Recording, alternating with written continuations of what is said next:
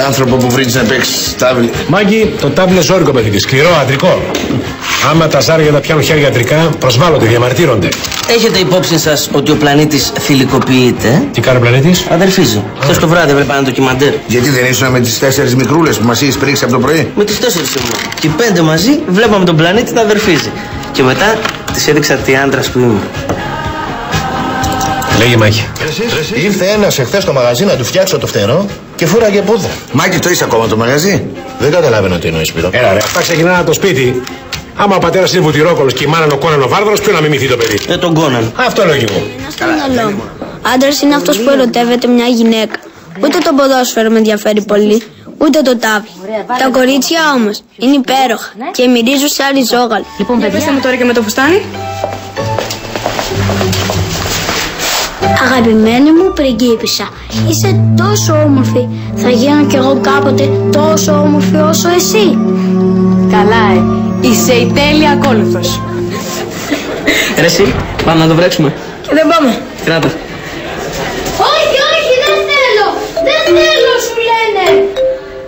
Περιμένετε με λίγο, Κάτσε πρώτα να σε βάψω και μετά θα μου πεις αν θέλεις. Θα σ' αρέσει. Δεν ξέρω. Έτσι θα μοιάζω πιο κορίτσι. Σίγουρα. Θα σε κανονικό κορίτσι. Ας δοκιμάσουμε. Μάγκες, εγώ κάτι άκουσα για Μύκονο και Παραντάις. Αν σου δώσω καμιά θάπα, θα βρεθεί στη Φολέκανδρο. Yes, το πέτυχα. Yes.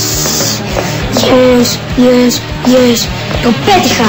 Το πέτυχα. Είσαι η πιο όμορφη από όλα τα αστέρια. Μακάρι να είμαι κι εγώ τόσο όμορφη όσο εσύ.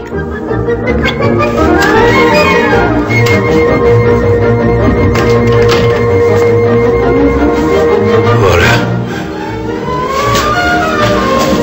Ας με κρατήσει κάποιος.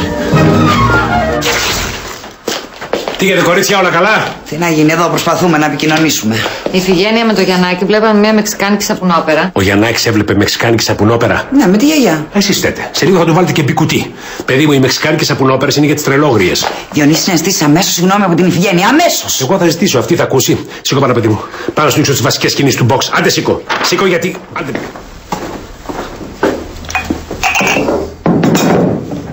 Τι έγινε ρε παιδιά, τι έγινε? Όταν έφευγε ο Καλέτα από την ομάδα δεν θα ήσασταν έτσι. Ούτε αν πέφτατε στη Β' Εθνική. Ούτε σας αγόραζε ο Τζίγκερ. Δεν έχει όνομα. Έχει, Έχει, λέγεται ότι του φανεί του Λολοστεφανή.